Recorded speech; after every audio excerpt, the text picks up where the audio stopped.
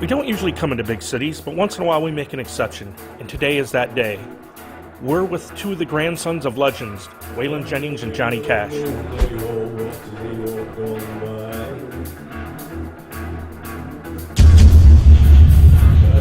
The Nashville Palace is located approximately 10 miles just northeast of Nashville, just across the street from the Grand Ole Opry.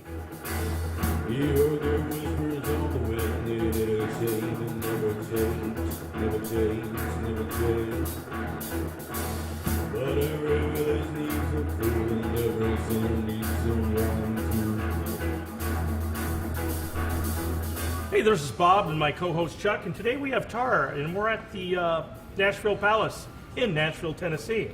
So, can you give us a little history of this place? We don't know a lot about it.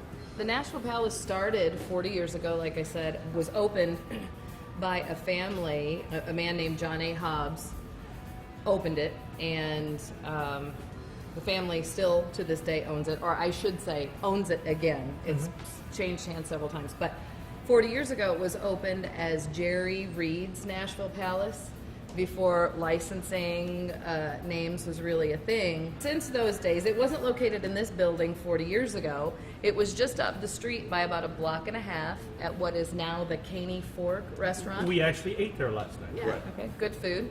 But we outgrew it, so we moved to this building. And that was probably 15 years ago or so. But while we were still in the Caney Fork building, we had a dishwasher who worked for us. And one evening, John A. got a phone call from his talent saying that they couldn't make it. Sick, whatever the deal was. Nobody remembers the name of the talent. So don't tell me the dishwasher got up on stage and played. The dishwasher got up on the stage and played, yeah, because John A., who is a character in and of his own right, and I would do an impression, but I would fail miserably at executing it. Goes a little something like this. He walks back into the dish pit, and this young man is washing dishes with his wife, alongside John A.'s wife. And he looks at this young man and says, "Boy, I heard you sing before. Get up on that stage." That's my best John A. That was good. Okay? I like it. Well, that boy turned out to be a man who was going by the name of Randy Ray at the time, and turned out ultimately to become Randy Travis. Nice. So, yeah. Just think if that talent hadn't showed up and they hadn't asked him to sing. Just like what we were talking about the other day. Yeah, one moment in life changes everything else for a lot of other people. Yeah. And again, look what happened. Yeah. Now let me ask you a question. You have a beautiful jacket on, Yep. and we got you to pull it off from up there. And nobody knew what it Nobody was. knew Right. Had Whose it was. Had to dust it off a little bit. Right, it looks beautiful on But you.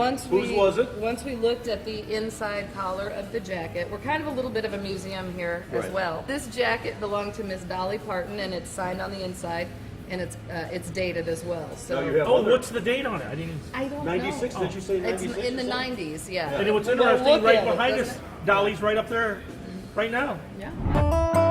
Nashville was started by two mountain men in 1779. It was later named after Francis Nash, an American Revolutionary War hero, and it was a prime location for a river port and later a major railroad hub.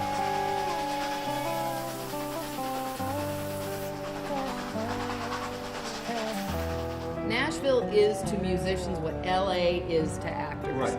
So you walk into this bar, and at any given moment, any one of my staff members will get up on the stage and join in. Yeah. Oh, that's and, pretty cool. And they are so, I mean, the talent is just phenomenal in and around Right. Nashville. So here we are with Tara and Brittany, and this is another special drink. But what makes this different? There is no other drink like this anywhere in the country. Or the world. And perhaps Chuck is right, the world. Probably the world. So tell us about this drink, Tara. The reason you can't find this drink anywhere else in the country or the world is because it came straight out of my imagination. I named it after my friend Antonio, and it's called the Sexican. Like the Mexican movie called The Mexican, but this has Sex sex sense. Don't write me any letters. Anyway, the drink is a little sweet and a little spicy, and it's made predominantly with products of Mexico. However, we do have a local product that we are fortunate enough to have in our midst called Spider Monkey. And what Spider Monkey is, it's an agave-based spirit, very tequila-esque, except for a little bit spicier than you might normally find tequila, because it is infused with serrano peppers and ginger. So it's got a little heat and a nice little ginger bite to it. Oh boy, that's going to be good. So this drink is reminiscent of a White Russian. So might have lied saying you won't find a drink like this anywhere in the country, but not with the heat and the sweet that you'll get here. So it's a third Spider Monkey, a third Kahlua, which gives it the sweet chocolate, and a third rum chata, which kind of tops it off like a White Russian. And so it's sweet and creamy with just a little bit of heat on top of it. So, guys, I think you're really going to like this one. All right. I like it already. But Chuck likes everything. Yes, I do. Bottoms up. All right. Let me see. I'm not a spice guy, but I'm going to go for it. It's a great blend. It's just a little heat and a little sweet. Actually, it's damn good. Yes, I love it. We like to hear. No, I love it. It's really good. The only way that I think that it could be better is to float a little bit of Grand Marnier on the top, which makes it like your holiday orange. Have you ever had the? Right. It's delicious. And I can taste the pepper part. I like the separation. You can taste the separation of the three, which is really odd. Well, they're very distinct flavors. You Right. have three very distinct and separate flavors. The coffee and the Kahlua, and then the cream and the vanilla, almost cinnamony taste of the rum chata, and then you've got the heat and kick from the peppers and the ginger from the tequila. My favorite drink. Oh, Yeah, wow. High five me on the drink. Yeah. You can have it's really high five good. me. She's the creator. I'm the maker. There we go. There we go. If you wanna get to heaven, gotta D.I.E. Gotta put on the Well, you know what? You never know what's going to happen in Backroads Bars. Today, we run into a gentleman by the name of Cagney Frizzell. So tell us a little about yourself and what's going on. Yeah, I'm the son of Alan Frizzell, and Alan was the youngest brother of Lefty Frizzell. So way back in the day, he had a #1 hit in 1951, and he actually had 5 songs in the top 10 at one time, and no one ever broke that record until Michael Jackson died, actually. No kidding. And Wow. He held that record for years and years, and so I'm just trying to carry on that tradition, and it's a family tradition, that's for sure. My dad went on the road at age 16 with Lefty playing guitar and keeping the beers cold, of course, and didn't have another job ever. He just played guitar and played music his entire Nice. life. So he doesn't even understand like punching the clock or anything like that. It's a lifestyle. And when I was a young kid, I knew I wanted to do something like music or something like that. And my mom, when I would get home off the school bus at age 12, I would come in and immediately pick up an instrument and start playing because that's what I had to do. Homework was after music was. Right. And then playing in the yard was after music. Nice. And but it was great. It was good for me. I played music every day, 2 hours a day after school. And then at age 13, I went on the road full time and traveled the United States. Oh, wow. At what age? At age like 13, How'd you I was do a that? utility player. I played mandolin, guitar, bass, and I ran sound as well. No kidding. And so I missed obviously a lot of school and stuff like It's that. all right. You had a good But it life. was cool. I would pull All up right. in a tour bus and get off the bus and then go into the school. We're working on some stuff. Hopefully cutting Cool. a record next year, and it's gonna be good stuff. It's obviously old school country, man. Good, man. Keeping it country. This is a great place. I fell asleep in the booths over there when I was a kid. This is a great place to Really? come here, the Palace, the Nashville Palace. Here we are today with Whey Jennings, and it's a pleasure to have you talking to us on Backroads Bars. And tell us how you got started in the music business. Well, I mean, we know about your grandfather, but we're interested in you today. Well, honestly, I'll tell you the short version of a long story. All right. When I was young, I went out on stage with my grandfather. I mean, I just picked up a microphone and went out there. And it was kind of cute to the audience, and they all Sure. dug it. After that, every show I went to, I kind of went out there and did the same song with my grandfather. But I think I was like 12 or 13 years old, I went out there and I froze. And it was like, whoa, whole new world. So I just went and got a job. And I worked odd jobs as a kid, like movie stores, Taco Bell and stuff like that. But then I worked on a cotton farm after that for about 10 years. Holy cow, you weren't picking it by hand now, were you? Huh? No, I wouldn't take it by hand. No. Was this 1901? It was in this century. Hey, you never know. Maybe it's organic cotton farm, man. It's got to be treated delicate. So yeah, so But my mom always liked the way I sing because I always sang on radios, you know, at parties and stuff like that. She made promises that I'd try to do something in my life, in music, before she died, and I did. I promised her. I almost broke that promise. It took me a year to even get up gumption to go do it. oh no kidding. Why is that? It's Confidence? My mama, I guess. Huh? Was it a confidence thing? Was it a No, it was, just a I whole don't life really know. thing? I mean, it was like, at that point, it wasn't even about the music. It was like, I just lost my mama. She was my best friend. Oh, you know? okay. And it was like, I went through about a year of Just kinda being depressed and. odd times. Oh no, Right, no, right, it's no, I like, get it, But bro. then it was like her voice popped in my head like a year later. She said, and I did. I promised her, so I had to try it. And I'm going to tell you something. You know that was her voice telling you that. Yeah, I do. That's why I do 100%. it. You know that. Yeah. All right, brother. so then you just started going, and now it's rolling. Yep.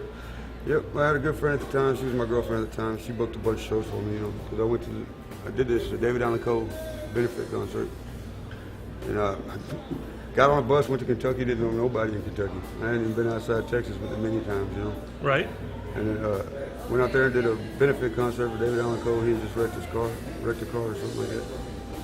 And it was me, Confederate Railroad, David Allen Coe, Dallas Moore, and some locals there. And I got so much publicity off that one show that I was just booked up for like a year. There you after go. that. Cool. Wow, that's pretty cool. Now, Pretty wild. I mean, I never expected it. I told my mom I'd do it. I said, I'm throwing myself at the wall to see if I stick.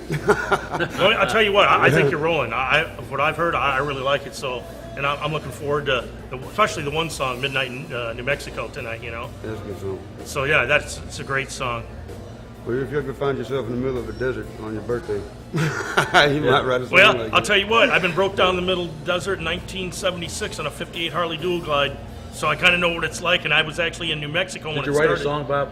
Nah, I didn't. What you're doing tonight, playing with Gabriel, Yeah, right? Gabriel. That's the first time you've done that, right? Yep.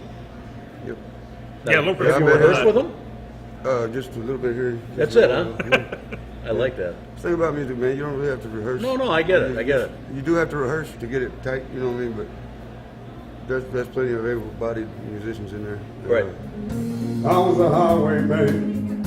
On the coast roads I did ride, with sword and pistol by my side. Many a maiden lost her marbles to my betrayal. Many a soldier shed his love blood on my blade. The bastards hung me in the scream of 25, but I am still alive.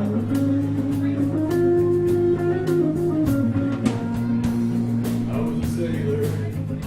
I was born upon the tide. With the sea I did abide. Sailed a schooner around the heart. So here we are today with Thomas Gabriel. Of course, most of you know, and some of you don't know, his grandfather was a legend, Johnny Cash. But today, it's about Thomas Gabriel. Thomas, thanks for coming, brother. Thank you for having me. Thanks a lot, appreciate it. You know, you got a great story of your life, and I think a lot of people would like to hear it, because it was very interesting. So, you said you used to be a police officer, and how that happened, or tell the story from the beginning, how this came about. In the early '90s, I was working on an EP of sorts, and I was 20 years old and putting it together and thinking it was just the best thing ever. It was my swan song as far as I thought, you know. And so I had taken it to my grandfather. He let me use his studio, and he said, as long as you pay your engineer and pay for tape back then, obviously. He said, you can have it anytime you want if nobody's there. I said, okay. So I took advantage of it, and I got my guys together thinking that, you know, this was the beginning of, Right. took it to him all proud and everything. I said, hey, listen to this, tell me what you think. All your original stuff. All my original stuff. Right. You know, I'm like, so I took it to him and I said, you know, let me know what you think, and I'm hoping that he's going to come back and be like, you know, all these doves come out of his car with him, and he's just, you know, Right. that's not what happened. So he said, all right, I'll listen to it. I'll be back later and we'll talk about it. I said, all right. So he's gone. About 2 days later, I see him, and he's pulling back in. I run out there and I said, so what'd you think? I said, about what? I said, the tape I gave you. What do you mean, what? I said, oh, yeah. He said, it's pretty good. He said, meet me at the front door. We'll sit on the porch and talk about it. I said, all right. And so I waited for him. He came out and he said, you know, because I'd done a little bit of college, like, I don't know, 6 weeks or so. So I was almost done. And I said, he said, you know what? Are you really wanting to do music? And I said, that's all I want to do. I said, well, before you do, he said, you're too young to put it all in one basket right now. He said, I want you to go get a backup plan, a career, trade, whatever. He said, but I think I know what I want you to do. I said, all right, what? He said, I want you to be a cop. So one of his guards that worked there for security, he was an off-duty police officer, and he said, I've been talking to him, and I want him to come over and tell you how to do it. A month later, I was in training. Wow. You know? So 21 years old, I'm an officer in Nashville there, and I went and did that for right under 8 years, about 7.5 years. And I was working midnights, and I had taken pills to stay awake, pills to go to sleep, you know. Right. The classic scenario, and drinking all I can. Make a long story not so long, I wound up doing some prison time. Went in the first time for about 4 years, got paroled, lasted on parole about 6 months or so, went right back. Wow. And I had originally had an 8, caught new charges, and so I flattened a 10. And so I got out in late 2013, and I wound up going from motel to motel and bumming money here and money, you know, for my mother and right. you know, whatever. And so I wound up in this Motel 6 in Goodlettsville, and I had gotten the handicap room and pulled my bike into the handicap room because it's wider, you know. Mm-hmm. The phone rings, and I'm thinking that it's probably the front desk complaining about my bike being in there. And so I answered the phone. Nobody knew where I was at. My mother was on the phone, and I don't know, she's got ESP or something. I don't know right. how she figured it out, but she says, there's a man that wants to talk to you. So I said, I don't have anything else, so I don't have anything to say to him. And we weren't getting along anyway, so I hung up on her. She ended up calling me back and said, no, you really need to talk to this guy. And I said, hung up on her. Later on that night, phone rings again. It's the man that was trying to get in touch with me. And he said, I think you're going to die. He said, I've been looking into you, and I think you need some help. I said, well, I think you're right. And I think that's a pretty good call. Listening, right. you know. So will you meet me? And, you know, so I met him. Ended up, he put me through a rehab, and I went from there to another long-term Now, facility. who was the guy? Brian Oxley. Brian Oxley and his wife, Sally. So we got to be really close, and I ended up going to the long-term facility. I was supposed to go for 3 months. I ended up staying a little over a year and working there and wow. counseling and all. So it was a really, it saved me. So he calls me after I've been clean a year, and he says, because we had talked before I went to rehab, and he said, what do you really want to do? And I said, I want to get back to my music, back you know, before all this started. Right. He said, well, I'll tell you what, you stay clean a year, and so a year goes by, and he calls me up and says, hey, I got something I want you to listen to. Are you still interested in doing music? I said, absolutely. I've been waiting for you to call, you know, that type of thing. So I went and met him, and he said, I wrote a song, and it's about what happened to you, your prison time. So it's called 1974. I said, all right, I'll give it a listen. So I listened to it. I liked the song. I really liked the song. It was a lot different, obviously. It was a female singing it. And so I said, yeah, let's go in the studio and do it. So we went to the studio, and it was terrible. Absolutely terrible. So, totally terrible. I was, yeah, it was one of those moments where you go, What the hell am I doing? Oh well, tried it. Went home and realized maybe it's a little bit maybe it's the wrong key. Did drop D and came up with that. Called the engineer back and said, man, let's get back in there. I got an idea. Went in and did some rough, getting a mix on it, levels on it, and went through it, I think, once, and that's what we cut. Down, down, down, and a blaze went fire, it burns, burns, burns. The ring of fire, the ring of fire. One more time. I fell into a burning ring of fire. Went down, down, down, and the flames were higher. It burns, burns, burns. The ring of fire, the ring of fire, the ring of fire, the ring of fire.